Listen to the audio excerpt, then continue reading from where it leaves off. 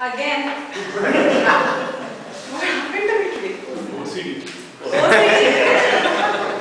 Forgetfulness, is that an emotion? No? I request his speech evaluator, Toastmaster Anil, to read out his speech objectives.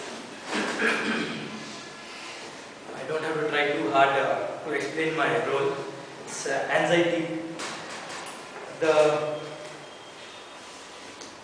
Toastmaster Vishal Varma will be delivering his CC4, and the topic is how to say it. Objectives of the speech are: select the right words and sentences structure to communicate your ideas clearly and accurately and vividly. Use rhetorical devices to enhance and emphasize ideas. Eliminate jargon and unnecessary words to use correct grammar. All the best. An unusual walk. I'm going.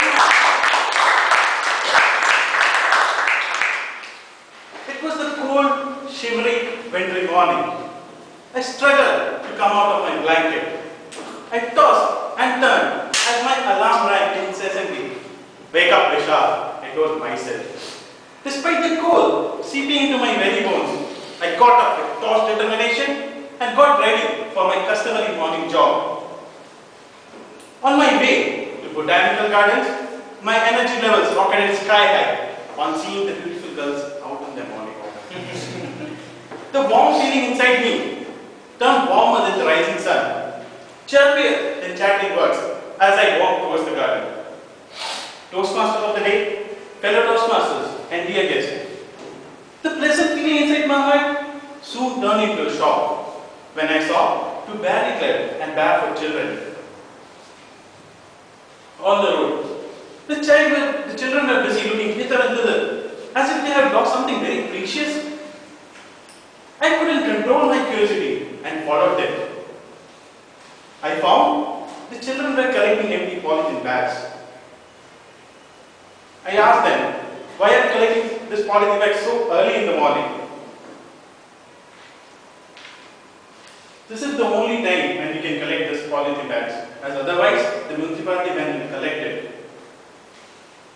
I thought to myself how ironical it is. The hands which should have been holding books were holding empty polythene bags.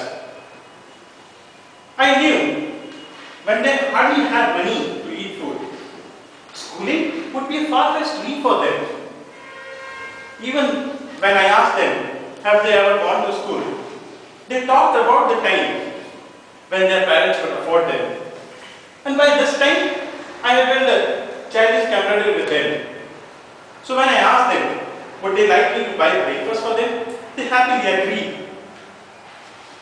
At the roadside hotel, the pace at which they were eating expressed their hunger more eloquently than words ever could.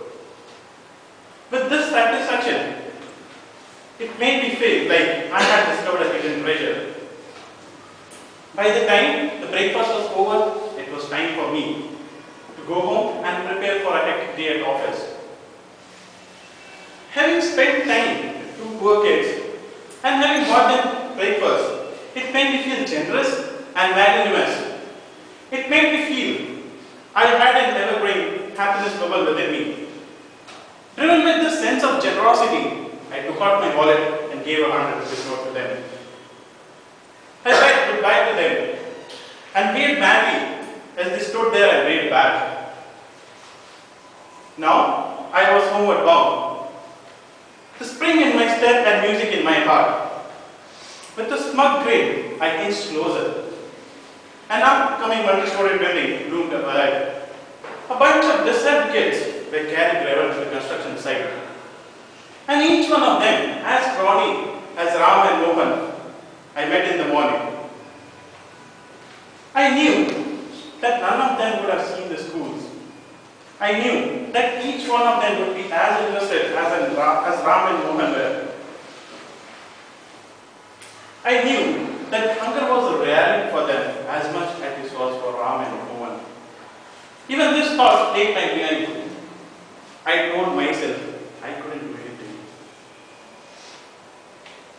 After thinking about this, it was already 8 in the morning and I had to rush for an office in Tower.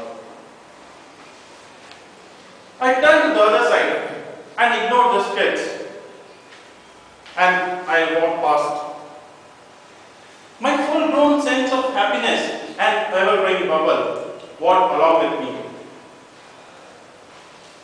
And as usually it happens with most of us in our lives, I soon lost myself in day-to-day tasks of survival. I know many of us do think high and lofty thoughts at one point or other.